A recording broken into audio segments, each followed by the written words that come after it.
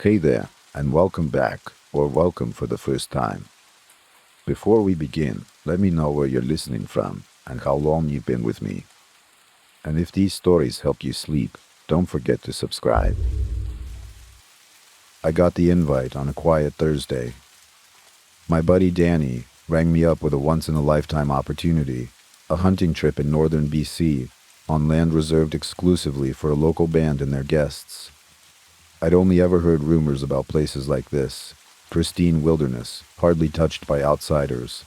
So my answer was an immediate yes. Before I knew it, I was packing gear into my truck, double-checking every piece of equipment. Danny mentioned we'd be the only outsiders in the area, which gave the trip a weird sense of privilege and caution. There was an undercurrent of excitement as we headed out in a small convoy. Me, Danny, and a handful of others, including two band members who had arranged the permits. The drive itself felt endless. We barreled down narrow roads with barely any signs. Tree canopies thickened overhead, making it clear this was no typical tourist stop. Radio signal was non-existent, so we kept each other awake with jokes and half-baked legends about the deep north. Some funny, some dark. One story about the Highway of Tears hung in my mind longer than I'd have liked. It was just a passing mention, but it set the tone.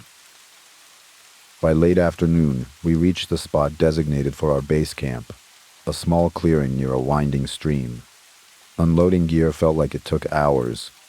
Tents went up, cooking gear rattled out of crates, and the band members walked us through a few ground rules.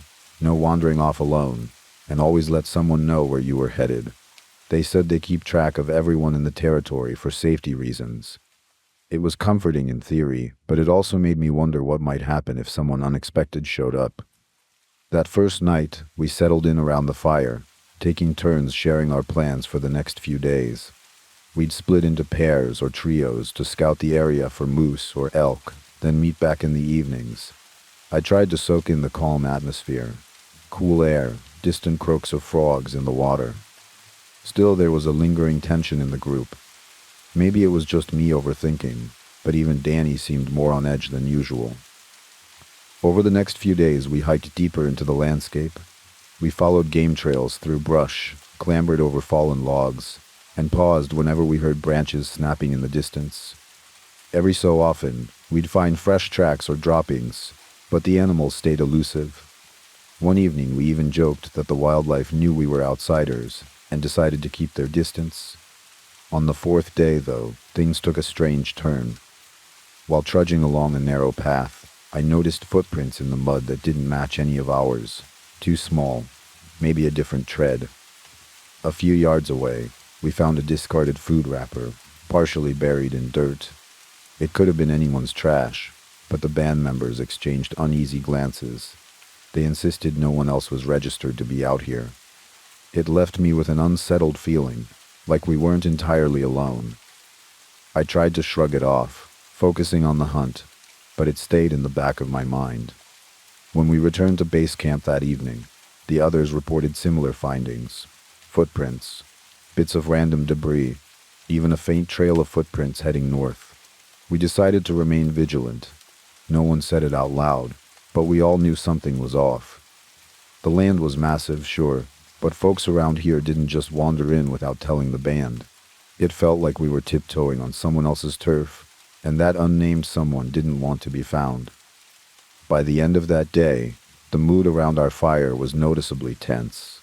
We tried to keep spirits up with stories and a hearty meal, but the conversation kept drifting toward the possibility that strangers were lurking out there. Part of me wanted to laugh it off, call it paranoia. Another part couldn't ignore the quiet in the air that felt loaded with secrets. I told myself we'd have a fresh start come morning, that maybe we'd figure it out or forget about it once we bagged some game. But deep down, I sensed that the real story was just getting started, and we were heading straight into it. It happened the morning we pushed further than usual. Our group was heading toward a new patch of land rumored to have plenty of game, but I had a strange apprehension that kept creeping in. The band members seemed just as wary. They kept trading anxious looks, and I could tell they wanted us all to stick closer together. We navigated dense brush for hours. Twigs snapped underfoot, and the forest around us felt damp and heavy. Occasionally, we spotted odd footprints leading off the trail, smaller than what we'd expect from a hunter wearing standard boots. No one said much about them, but we all silently acknowledged this was unusual. Eventually, Danny, who was leading, motioned for us to slow down. Through the thick undergrowth, we spotted a clearing. It wasn't big, but I caught glimpses of something that looked like tents. We carefully crept forward, expecting to bump into another hunting party. Instead, we entered a bizarre makeshift campsite. 2 tents were sloppily pitched side by side. Several garbage bags were haphazardly scattered around, and a couple more were leaning against a fallen tree trunk. A ring of stones formed what might have been a fire pit, the ash still fresh. It felt like the occupants had stepped out only moments ago. Yet the entire place was silent, not even a rustle. We tried calling out, thinking we'd find folks who were simply off collecting firewood or scouting. Nobody answered. Danny took a few steps into the camp while the rest of us hung back, searching for any sign of movement. There was nothing but the rustle of leaves in the breeze. One of the band members, Noah, decided to check the tents. He peeked inside, hoping to find an ID. He quickly pulled back with a grimace. A couple of sleeping bags were tossed about, no personal papers in sight, just a lingering odor like stale sweat. Across the campsite, another hunter named Brian poked a hole in one of the garbage bags, searching for receipts or something that could point to who was out here. He paused, eyes wide, and waved us over. We gathered around as he pulled out a small piece of clothing, bright pink, frilly, and obviously not something a typical hunter would wear. Then, he reached deeper and drew out a handful of women's clothes, all jammed in together. We stared, trying to process why anyone would stash so many garments in the middle of nowhere. The confusion deepened when Brian unfolded a shirt with rusty brown splotches along the sleeves. It was impossible to pretend we didn't recognize what that might be. The sight made my stomach lurch. We stood there, surrounded by half a dozen bags stuffed full of clothes, some of which had what looked like old bloodstains. There were even purses mixed in, several, all different styles, some with straps torn off. An icy wave of realization swept through our group. This wasn't an innocent case of campers forgetting their laundry. Something much darker was hidden here. My pulse hammered, and I felt the urge to leave right then. We were in way over our heads. We had no idea if the owners of this place would come back, or whether they were already watching from the trees. Noah took charge, telling everyone to stop rummaging, so we wouldn't mess up any potential evidence. We huddled in the middle of the camp, glancing at the thick woods around us. Every snapped twig, every gust of wind felt menacing. At one point, someone murmured about hearing footsteps in the distance, but we never saw anything. It only took a few minutes of whispered deliberation before we decided to pack up and leave. A direct route back to the road was our best chance. That meant hours of fast hiking through rugged terrain, but none of us wanted to stay in that campsite a second longer. We hurried back the way we came, darting through bushes and stumbling over roots. A couple of times, I thought I heard branches moving behind us, like someone, or something, was following. It was impossible to be sure in that tangled forest. By the time we reached the first gravel road, it felt like 1,000 pounds had lifted off my chest. We flagged down a passing truck and piled in, breathless and shaken. The driver looked bewildered at our story, but he drove us to the nearest small town in silence, eyes flicking back at us in the rearview mirror, as if he wasn't sure whether to believe any of it. The local police station was modest, a single building with a few cars parked out front. We practically burst inside, trying to explain ourselves while still trying to catch our breath. The officers were taken aback at our account of a hidden camp, women's clothing stuffed in garbage bags and possible bloodstains. They asked us to point it out on a map and took down every detail we could remember. A search party was organized, but it took close to 2 days for them to get out there and locate the site. And once they arrived, it was gone, completely cleared out. The tents, the garbage bags, even the fire pit stones were removed, leaving only faint depressions in the dirt. Whatever had been there had vanished, as if it never existed. We lingered in town, expecting updates, but the authorities had no real leads for us. No official statements ever popped up in the local news. It was a dead end. Whenever I asked one of the cops about it, they'd just shake their heads and say they were working on it, though they never reached out afterward. Back at our own homes, we tried to piece together a theory. Someone remembered the talk about the Highway of Tears, dozens of missing women, rumors of organized predators lurking in remote corners. The clothes we found might have been connected to something unspeakable. That possibility stuck with me long after I'd washed the forest dirt off my boots. Knowing we'd stumbled across evidence of real darkness out there, on land that once felt so peaceful, unsettled me in ways I can't fully explain. We'd gone in search of game and a good time. Instead, we discovered a piece of a nightmare that seemed to slip through our fingers when we tried to bring it to light. To this day, I still picture that camp whenever I close my eyes. Abandoned tents, random trash, and piles of clothes nobody should have found in a place like that. We never got answers. But every so often, I think about what might have happened if we'd arrived earlier, or if we'd stuck around too long. It's a thought that keeps me awake more nights than I'd like to admit.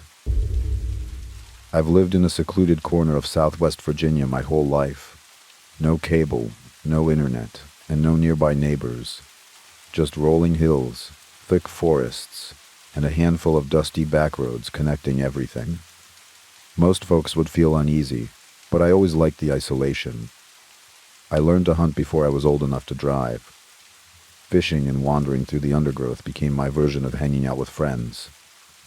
Maybe that sounds lonely, but it shaped who I am. It also set the stage for the night I nearly questioned my own sanity. It started out like any other coon hunt. We had these young hounds, not exactly champion-level trackers. We'd usually tromp out under the stars with high hopes of hearing them open on a raccoon trail. I still remember stepping into the night air, the crunch of leaves under my boots, and the muffled bark one of the pups gave as we walked down an overgrown path. I was already picturing a successful catch and a good story to tell at the next family gathering. After I turned the dogs loose, though, the woods went still. Not the normal kind of quiet you get in nature. No wind rustling the branches, no distant call from an owl. Even the usual nighttime insects felt like they were holding back. I whistled for the dogs, expecting at least one of them to let me know where they ran off to. Nothing.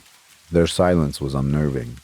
Part of me wondered if they had chased a deer too far away, but I convinced myself it was just a slow start to the night.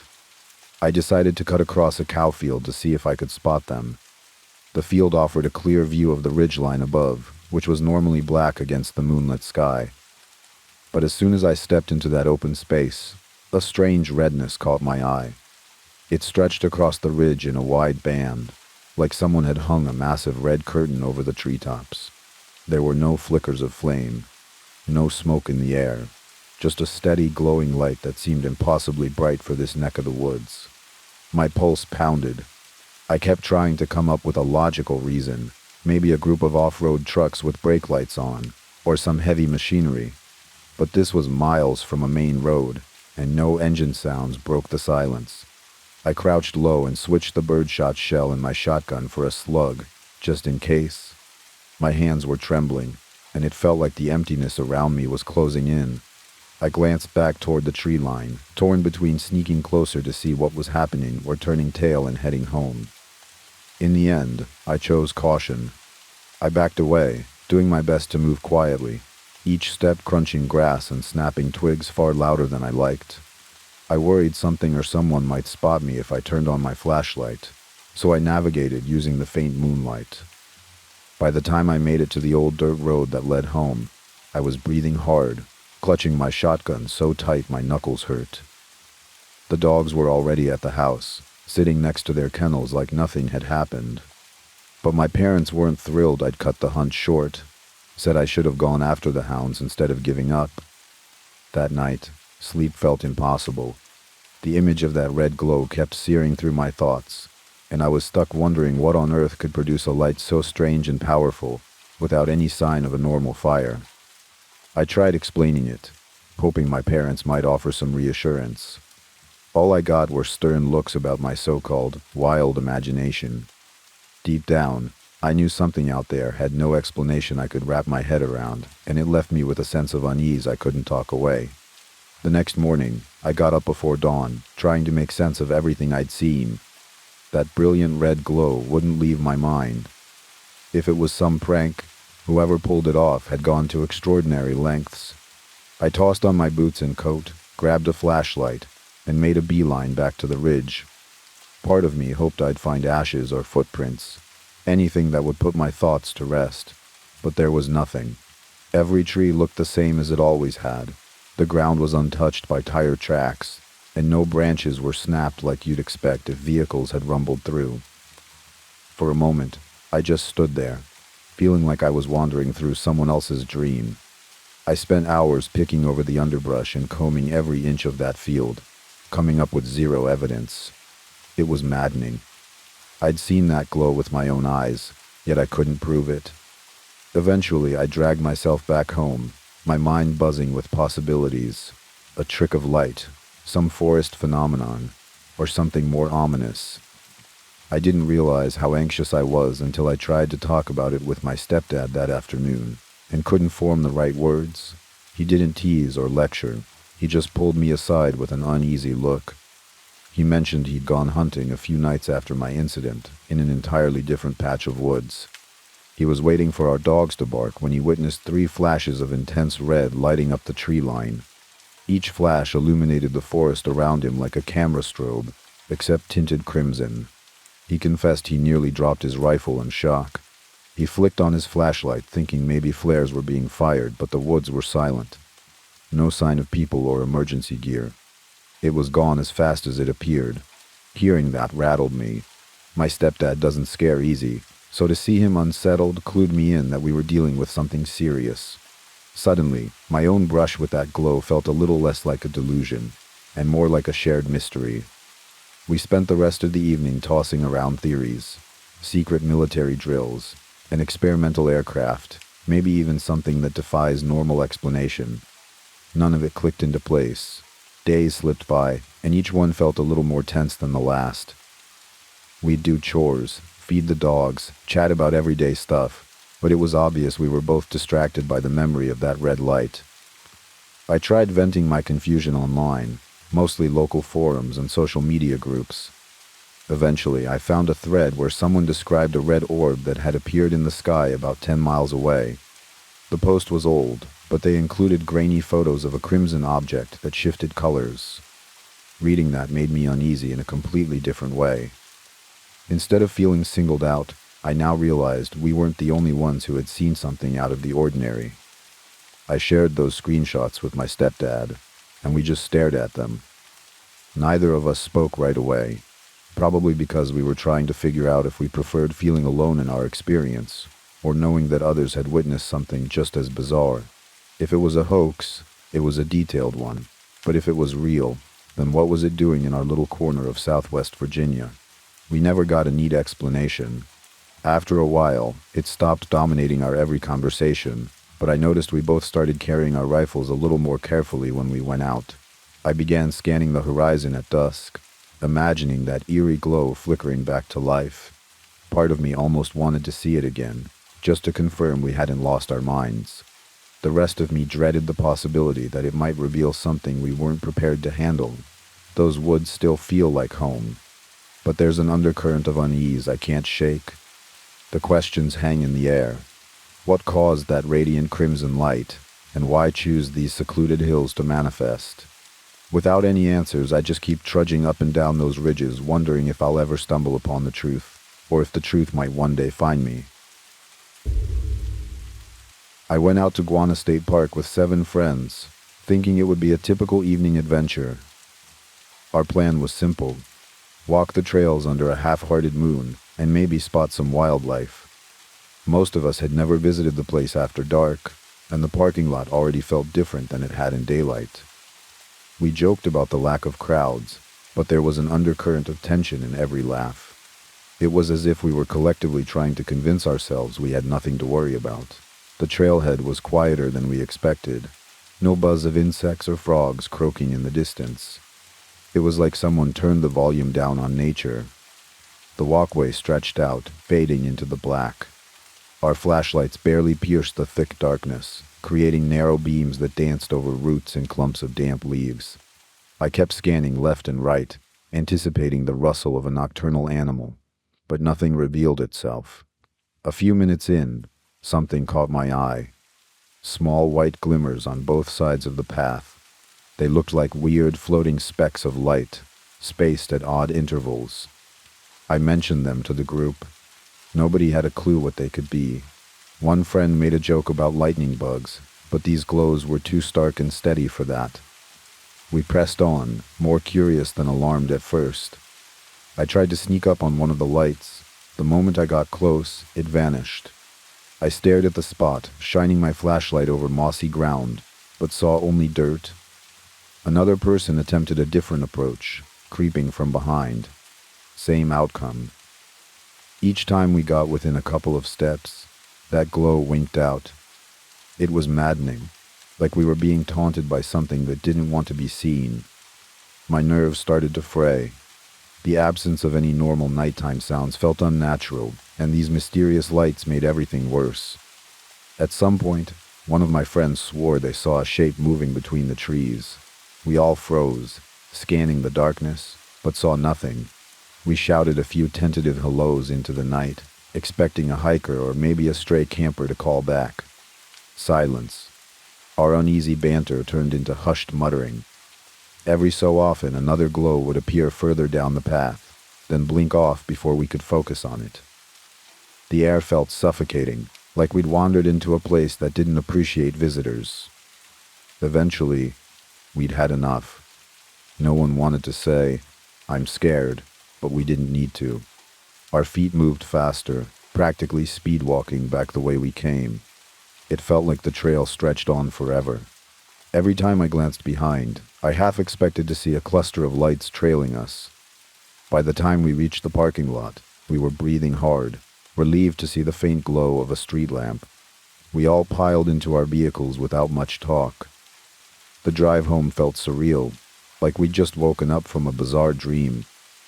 Except each of us knew it was all too real. I couldn't ignore my curiosity, even though every nerve in my body warned me to stay away. A few days after that unsettling night hike, I convinced my cousin to join me for a return trip in broad daylight. It felt safer under the sun, or so I told myself.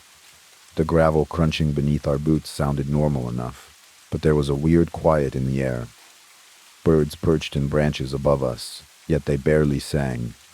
My dog stuck close by at first, tail swishing low, almost unsure if she should be excited or wary. We walked the same trail we'd fled from days before. Without darkness to hide anything, I kept expecting some obvious explanation, broken reflectors or random debris that could have made those glowing dots. Instead, we found nothing. The path looked ordinary, just dirt, roots, and wild vegetation. The more we searched, the stranger it felt that something could appear so clearly at night, then vanish in daylight. My dog suddenly bolted off the main trail. She was quiet, no barking or growling, which made it even more unsettling. We hurried after her, ducking under low-hanging branches and stumbling over uneven ground. She finally came to a standstill around a slight bend. No movement, no wagging tail. She was frozen in place, focused on a filthy cloth bundle nestled among leaves. My cousin caught up behind me, out of breath, muttering about how we should leave it alone. But I couldn't just walk away. I moved closer and realized this thing had definitely been here a while. The cloth was stained, the edges frayed, tied with a piece of grungy string. A tension loomed over the spot, like the air itself was heavier. My cousin mumbled that it looked like bad news, but I was too curious for my own good. I crouched down and untied the ragged knot, half expecting something awful to scuttle out. Inside, I found a mix of items: sharp-edged stones, small bleached bones, bits of driftwood and shells, plus some twigs and dried leaves that looked deliberately chosen. They weren't tossed together by accident. It all felt deliberate, like somebody had curated these pieces for a purpose I couldn't guess. My cousin demanded we seal it back up and go. I admit, I hesitated longer than I should have, just taking in every odd detail. The cleanliness of the bones, the carefully selected shells, that sense of intent. Eventually, I rewrapped it as neatly as possible, set it on the ground, and stepped back. The dog broke her stare and shook herself, like she'd been snapped out of a trance. My cousin and I locked eyes, deciding without a word that we'd seen enough. We returned to the main trail, my pulse hammering like I'd just run a marathon. The sun still poured down, bright as ever, but I didn't feel safe. Every crunch of leaves underfoot seemed too loud. Getting back to the car was all that mattered. We barely spoke until we were on the road, each of us trying to make sense of a place that felt anything but normal. Whatever secrets were tucked away among those trees, I wasn't sure I wanted to find out. Yet a part of me still wondered if those nighttime lights and this eerie little bundle were connected. And the unsettling truth was, I had no clue what either of them really meant. I've been roaming these farm roads for as long as I can remember. Growing up out here meant not much else to do besides hunting squirrels, fishing in creek beds, and helping neighbors when they needed extra muscle. It was a decent trade-off. They'd let me tread their land in search of game, and I'd fix a fence or corral a stray cow whenever asked. It was a routine that suited me just fine, until I learned about that old house tucked deep in a forgotten valley. From the outside, it was unlike any rundown shack I'd seen before.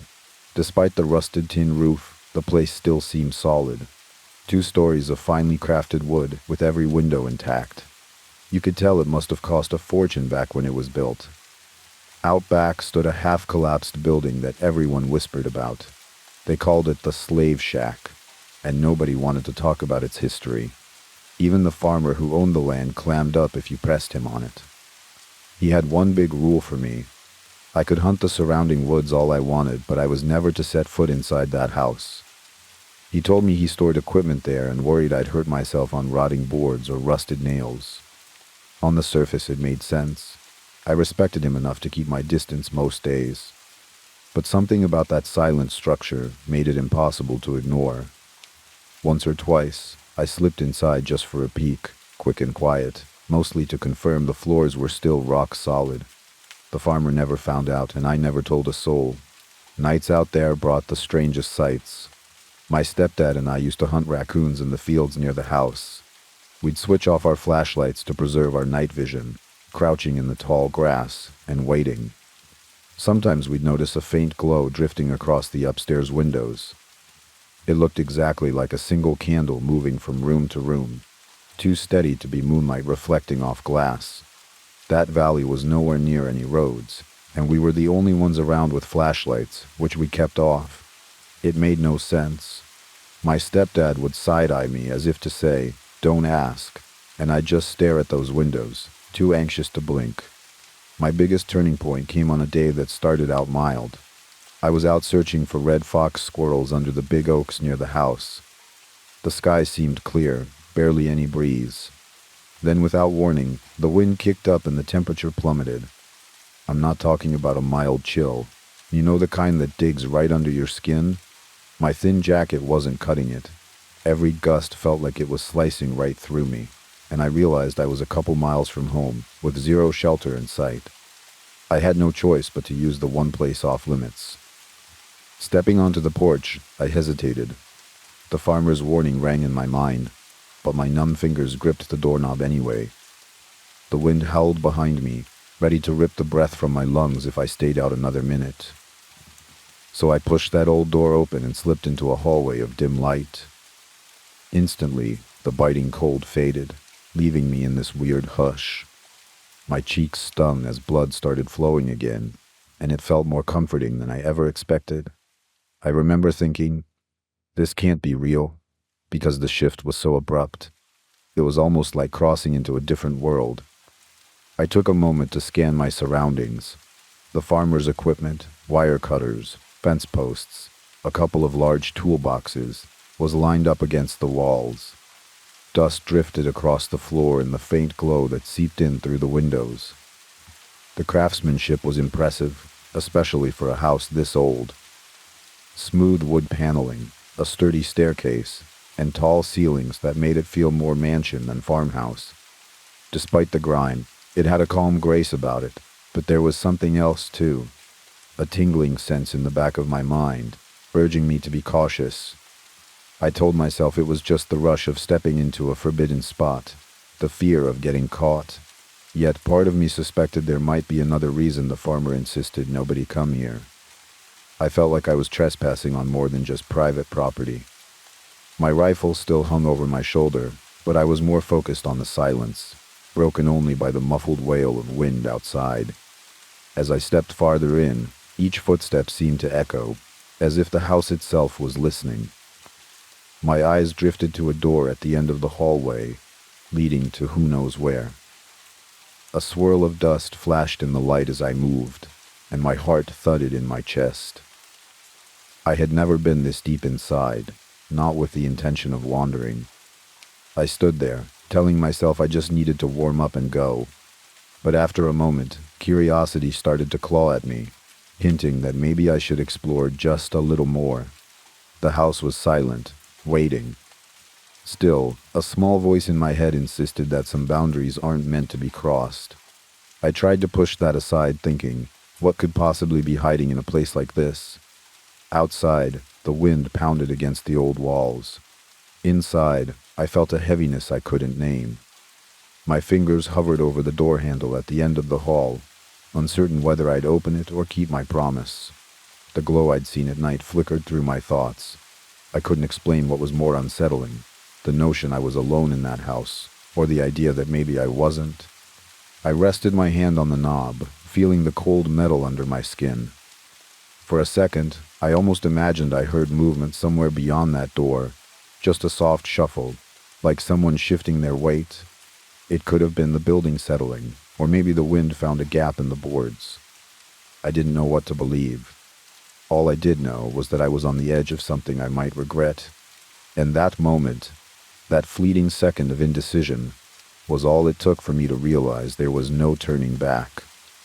I stood in that dim hallway, lingering by a battered door whose edges were chipped from years of neglect. The old house had been dead silent moments ago, but now it seemed to breathe in unison with me. That door in front of me was slightly ajar, as though inviting me to cross a final boundary.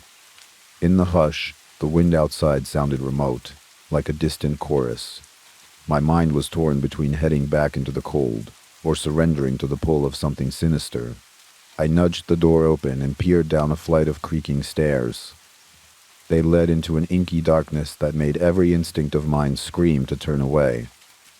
The only reason I kept going was because that tiny voice of pride in my head refused to admit I was afraid. With a trembling flashlight in hand and my shotgun balanced on my shoulder, I inched down step by step. Each board groaned under my boots, and the stale air hit my nose, a mix of damp earth and rot, a warning that whatever lurked below wasn't meant for casual eyes. Halfway down, the warm sensation I'd felt upstairs vanished. It was like entering a different world, one that felt charged. It was difficult to pinpoint if the source was just my nerves or something deeper. The flashlight flickered, casting shaky beams along the walls. Spiderwebs swayed like veils, hinting that nobody had stepped foot here in ages, yet I couldn't push aside the suspicion that I wasn't alone. Below me, the basement opened up into a cramped space. The walls were rough stone, with dusty shelves lining the perimeter. From what I could see, they were mostly empty, aside from a few rusted cans and glass jars, so clouded I couldn't see what they once held. I swept the flashlight around, trying to get my bearings. Each time the beam revealed a new corner, I half expected to catch sight of a shape crouched in the shadows. That was when the flashlight landed on something that made my insides twist. At the far wall, large iron chains were fastened directly into the stone. They ended in a set of equally rusted shackles. The metal looked ancient, weathered by more years than I could guess. I moved closer, though part of me didn't want to. The presence of those chains told a story nobody ever spoke about. A grim reminder that this wasn't just some old house. It was a place that might have swallowed entire lives. As I approached, an icy dread seeped through my gut. Dust coated the chains, but they still bore faint scratches, as though someone, or something, had struggled against them. My breathing hitched as I extended a hand. My flashlight's beam wavered as I tapped the shackles with my fingertips. They made a dull clang that echoed too loudly in that silent room.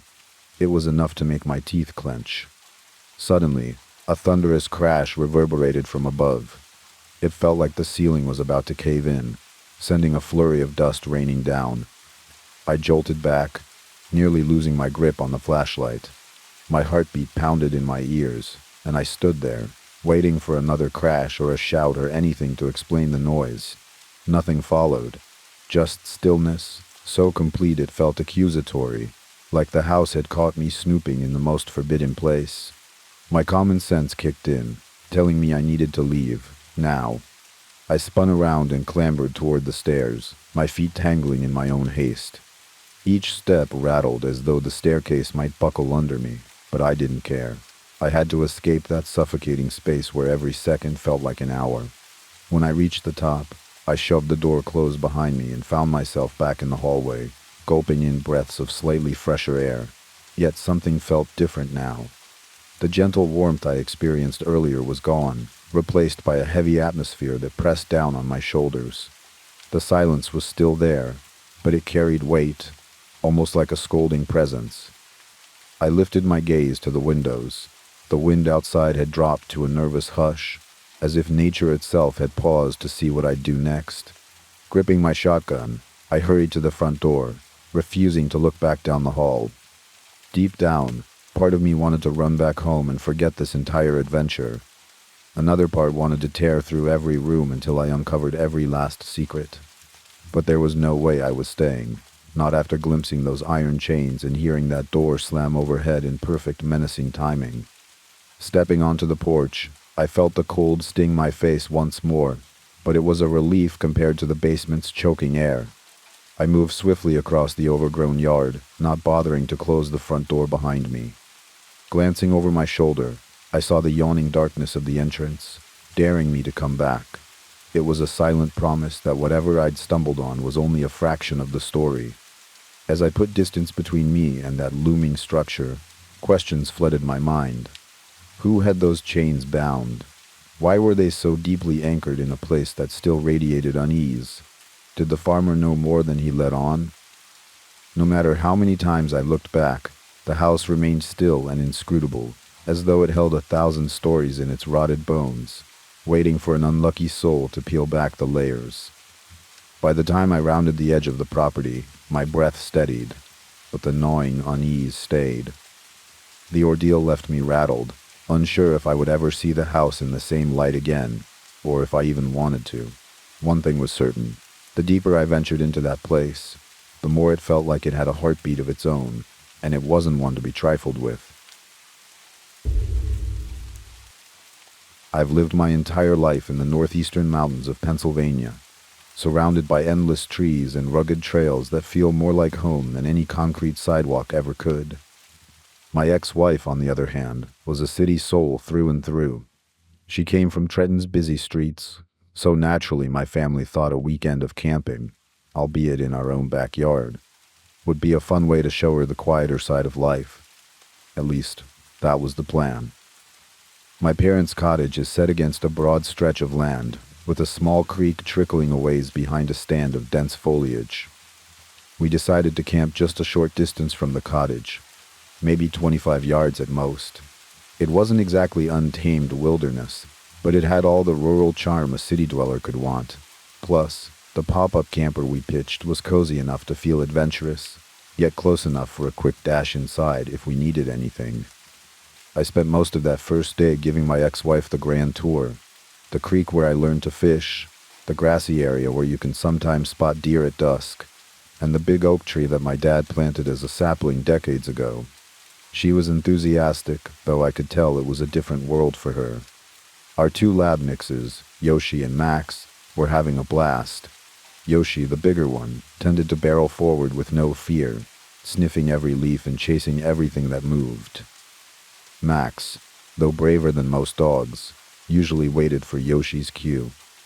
Together they acted like unstoppable siblings, racing around the yard until their tongues practically dragged on the grass. As evening arrived, my dad strolled up to me with that familiar look in his eyes, the one he always got before warning me about something. Sure enough, he said a mean storm was expected overnight. Heavy rain, strong winds, maybe hail. Typical for these mountains. But he wanted us to know it might be safer to sleep indoors. Of course, I brushed him off.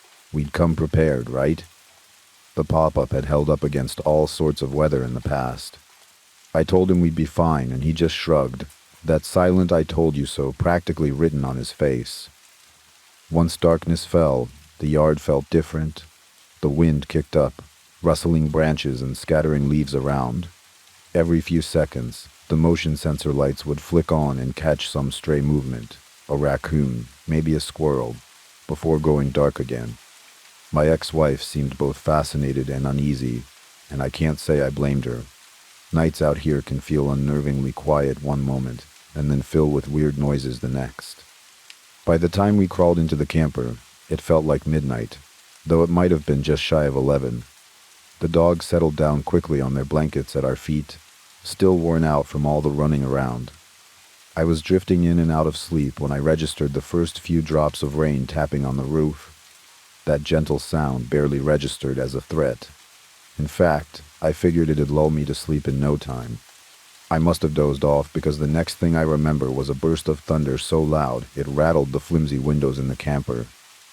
My eyes shot open in the blackness.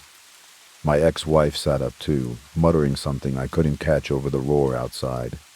Rain hammered down, and the wind rocked the camper just enough to make my stomach flip.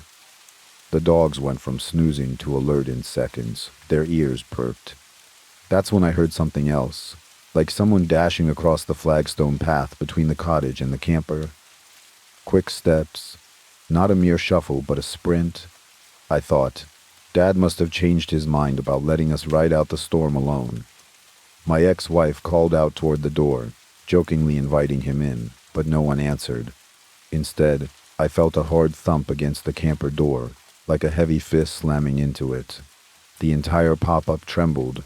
Yoshi usually would have been barking his head off by then, but I caught sight of him backing up, ears pinned, a growl rumbling in his throat. Max pressed closer to him, uncertain, but growling too. My ex-wife gripped my arm, and I realized I was holding my breath. Another jolt struck the camper, this time from above, producing this eerie groan in the canvas. It almost felt like something heavy had landed on the roof, shifting its weight as the storm raged on.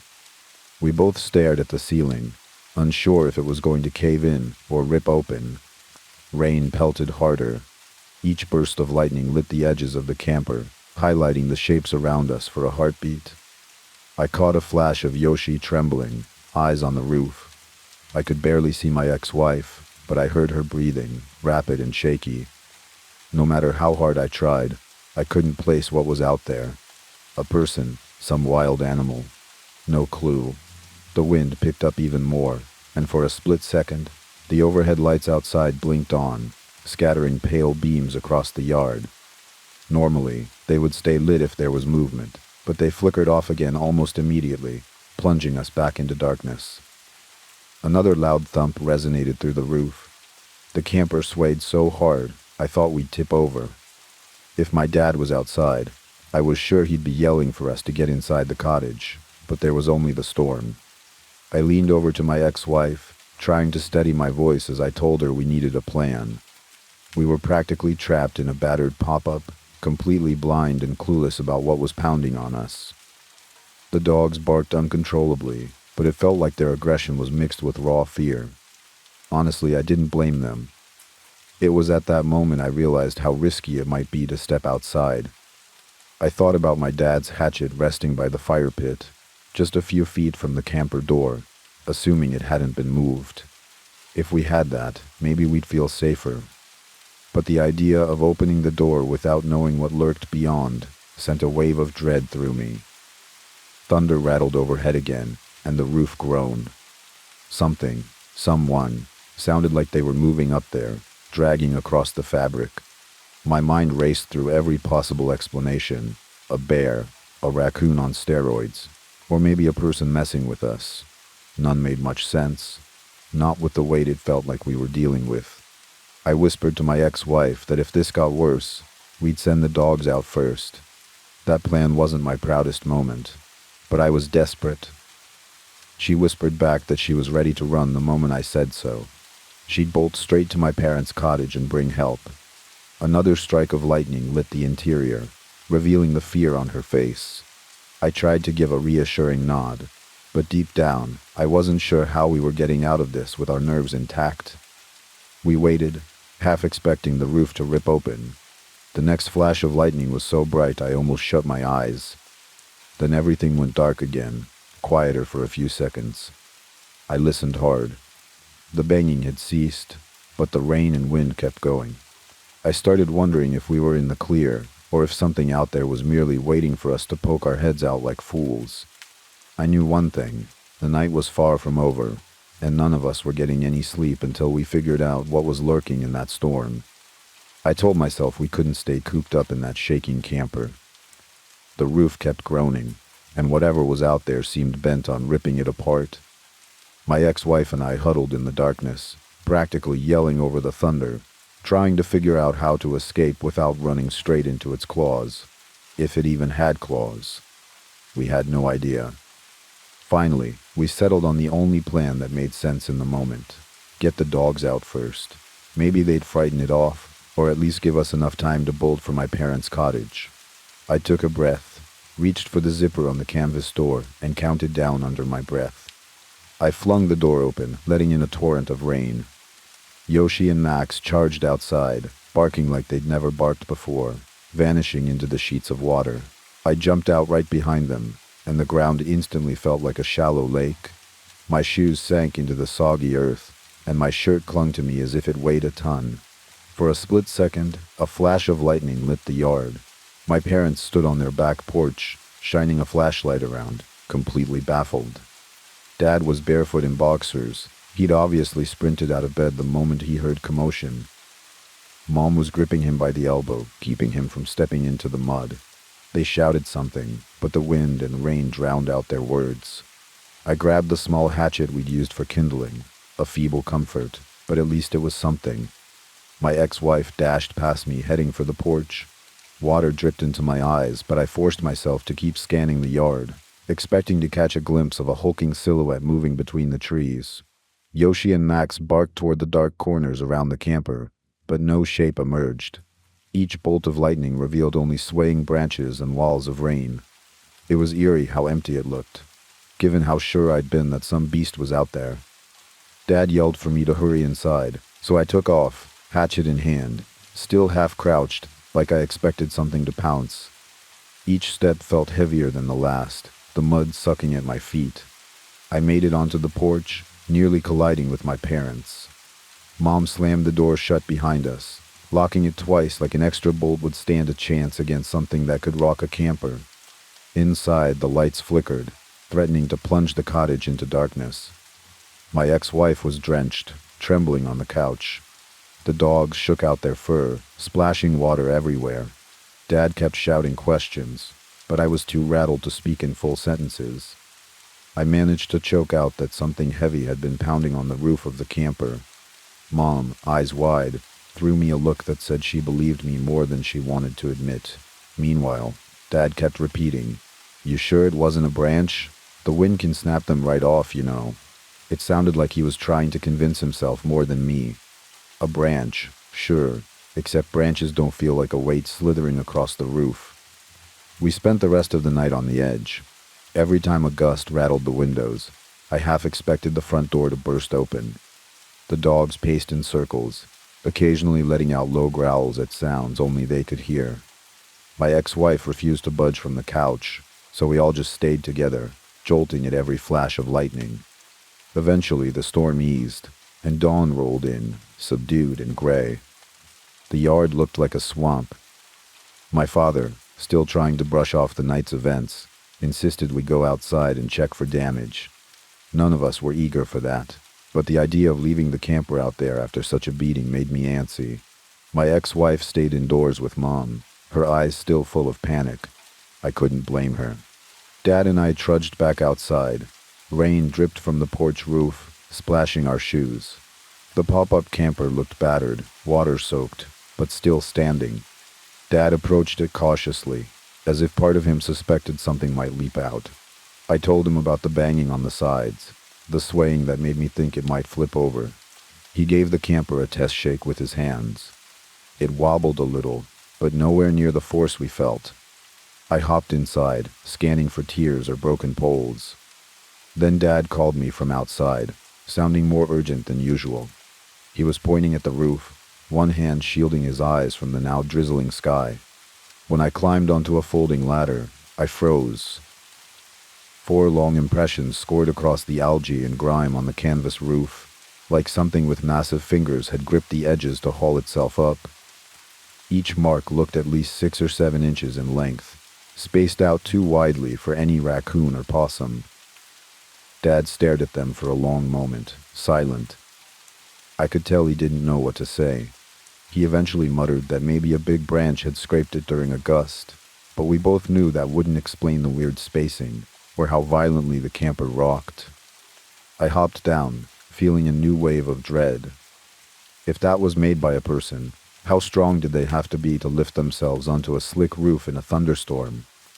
If it was an animal, what kind of animal had fingers like that? Dad took a step back and seemed ready to dismiss the whole thing, but he didn't look quite as confident as before. Rainwater kept sliding down my neck, but I barely noticed. My mind locked on those prints. If we hadn't scrambled out when we did, who knows what might have happened. By the time we got back inside, my ex-wife was already packing up, her expression set. She'd clearly made up her mind that she wasn't spending another second in that camper. We all agreed to cut the weekend short. Mom tried to offer some breakfast, but no one had much appetite. Even the dogs seemed off, tails low, sniffing the corners of the cottage as though expecting another intrusion. No one ever pinpointed what was responsible for that terrifying assault on the camper. My father still drops the big branch explanation whenever the story comes up, though he's never looked me straight in the eye while saying it. I'm positive we were dealing with something outside the realm of normal late-night wildlife. And though the house and yard went back to their usual calm after that day, I've never quite forgotten that stormy night. The pounding, the rocking, and those 4 marks pressed into the rooftop like a silent warning. We left soon after, all of us soaked and sleep-deprived, but still in one piece. That alone was a relief. Yet there's always been this nagging sense that we might have escaped before discovering what truly lurks in the shadows of those mountains. It's a question that still lingers, unanswered, every time I remember that weekend. And trust me, it's impossible not to remember. I was slumped against the fence at the end of our driveway, trying to wake up enough to face another dull day of middle school, when the rocks under my shoes started shifting. A faint rumble passed beneath my feet, like something colossal was stirring underground. Before I could process it, the mailbox beside me clattered so hard I thought it would rip off its post. My brother and sister yelped, and we all stumbled backward. It was early, barely light, and the whole world seemed to wobble in a way that made my stomach feel strange. After maybe 10 seconds of this rolling tremor, everything stilled. An eerie hush swallowed the yard. No birds, no wind, like nature was stunned by what just happened. Dad rushed out of the house, his face etched with worry, muttering something about power lines. He knelt to examine the new cracks clawing through the dirt near the porch steps. Mom hovered in the doorway, eyes darting between us kids and the yard. My brother tried to crack a joke, he always does when he's nervous, but his voice shook. Not 5 minutes later, an announcement blared from Dad's old radio in the workshop. School was canceled. With the bus route probably wrecked or delayed by the quake, nobody was taking chances. I can't say I was disappointed. My sister and I exchanged glances, half relieved, half buzzing with excitement. Even though an earthquake is dangerous, part of me kept thinking, this might mean a day free from boring math and the chance to poke around our mountainside without any grown-ups telling us no. Eric, my best friend since I could walk, showed up not long after, practically vibrating with energy. He loved anything out of the ordinary. He didn't even knock, just burst through the front door, hollering about how a couple chimneys on his street had fallen. We huddled in the living room, talking over each other about the quake, about how maybe the old logging roads up by the ridge had caved in or something. Even my younger sister, who usually stuck to reading, seemed intrigued. Dad overheard us buzzing about the ridge and cut in, telling us to leave those weakened slopes alone. The quake, he warned, could have loosened the rocks. Mom looked equally uneasy, insisting we stay close to the house. Of course, that only fueled our determination to see the damage for ourselves. Once Dad turned his attention to the radio and Mom started fussing with the dishes, my brother and I locked eyes with Eric. It was time. We slipped outside, telling Mom we'd just check around the yard, which was technically true. But as soon as we were a safe distance down the driveway, we veered off toward the trail that led up behind the orchard. The early morning chill clung to my jacket, and the ground felt spongy where the quake had rearranged the soil. Broken branches littered the path. Every few steps, Eric or my brother would point out fresh cracks in the earth, some running shallow, others diving deeper, like the land had been sliced open. We reached the edge of the ridge, panting from the climb. Loose stones clattered beneath our feet, rolling down the slope. One big boulder had torn loose completely, leaving a raw gash in the hill. Even from a few yards away, it looked ominous, a dark slice in the earth, partially hidden by sagging roots and clumps of damp leaves. My sister tugged at my sleeve, saying she wasn't sure we should get too close. I remember an odd sensation in the pit of my stomach. Something about the way the ground had ripped open felt wrong. Still, I couldn't help stepping closer, trying to see if the quake had revealed anything hidden beneath the dirt. Eric, always braver than smart, hopped forward and yanked at a clump of torn roots. He blinked, then waved us over with wide eyes. Between the muddy vines and toppled rocks lay a narrow crevice, big enough to squeeze into if you tried. A weird draft seeped out, carrying a smell I couldn't place, somewhere between old leaves and something metallic. My brother wanted to see if it went anywhere, but my sister backed away, crossing her arms tight. Just then, we heard Dad calling our names from below. He must have guessed we'd ignored his warnings. We scattered from the ridge, slipping and sliding over damp rocks until we were back on more solid ground. I glanced over my shoulder at that hidden gap in the hillside, feeling uneasy, but also strangely captivated. It felt like a secret, and if we didn't explore it, the opportunity would vanish. When we reached home, Dad scolded us, told us to stay put, and threatened chores if we kept wandering. But I couldn't stop thinking about that crevice. Even as I tried to help Mom with some cleanup and pretend I was listening to Dad's stories about the biggest quake he'd ever felt, my mind drifted back to that opening. Later, I asked Eric if he'd ever known about any cave systems up there. He shrugged, grinning in that excited way he gets whenever there's a mystery. My brother, overhearing us, started pulling out Dad's old map of the area, though it didn't show anything unusual in that spot. Mom, not fooled for a second by our apparent cooperation, reminded us we'd get grounded if we went up there again. But once something piques your curiosity at that age, it's all you can think about. The quake had ripped open a piece of our world we'd never seen. We had to check it out. That night, while the rest of the family tried to settle down, I lay in bed, wide awake, picturing that hidden crevice under the ridge. Questions spun in my mind. How deep did it go? Was there something inside? That subtle metallic odor still lingered in my nose whenever I recalled the draft escaping from the hole. Whatever it was, I knew I wasn't going to sleep peacefully until we investigated further.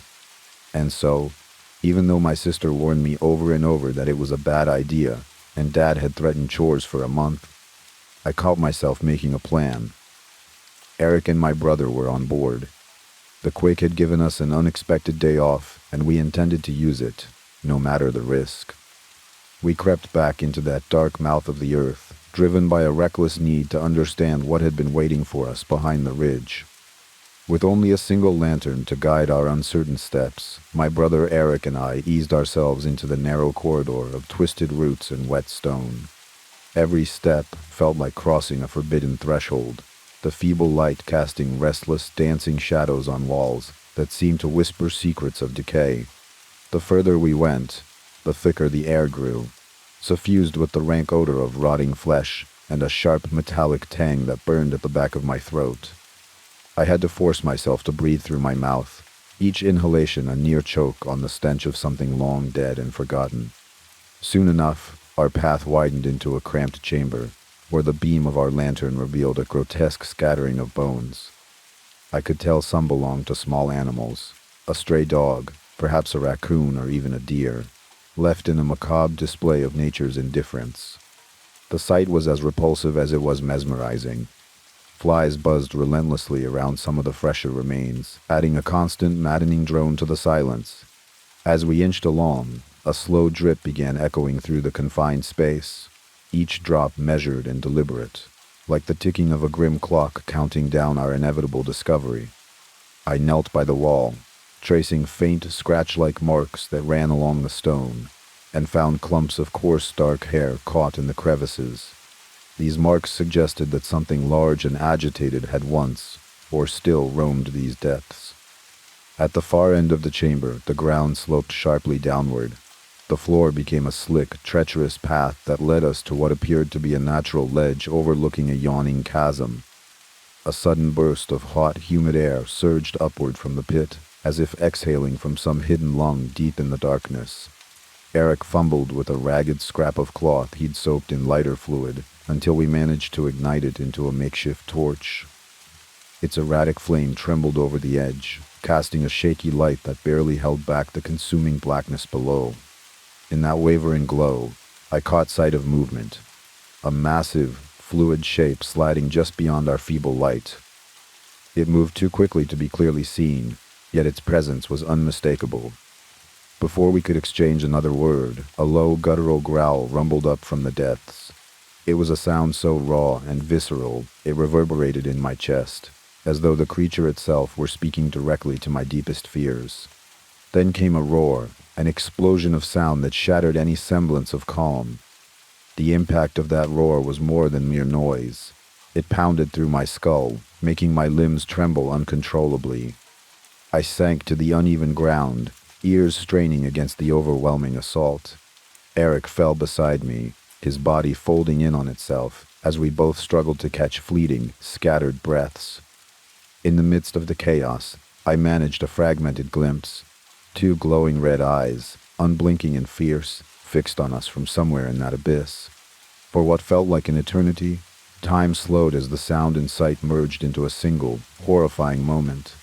Every instinct screamed at me to run, yet I remained frozen, ensnared by the sheer force of that sound, an oppressive, all-consuming vibration that robbed me of thought. The creature's presence was undeniable, its power magnified by the darkness that cradled it. I knew then that whatever lurked below was far beyond anything our wild imaginations could have conjured. Struggling against the paralysis that held me, I forced my aching body to shift, determined to drag myself away from that cursed ledge. But the roar continued, echoing off the walls of the cavern like a promise that this was only the beginning. With every pulse of that terrible sound, the chasm seemed to pull us in deeper, into a nightmare that we had only just begun to understand. I don't remember the exact moment when we realized we had to run, only that the creature's roar shattered every thought of courage we'd mustered. My brother's grip on my arm tightened as we scrambled up the treacherous slope, the slick, uneven ground turning every step into a desperate fight for survival. I could barely hear anything over the pounding in my ears, a relentless ringing that felt like it was hammering my skull. Every fiber of my being screamed to move, and yet fear paralyzed me for split seconds before adrenaline forced my limbs into action. The cavern behind us was a cacophony of echoes. That unearthly roar, still reverberating off the stone walls, haunted my every step. I remember the acrid smell of burnt wood and wet stone mingling as we burst out into the weak morning light. Outside, the chill of the air hit me like a slap, a harsh reminder that the nightmare was far from over.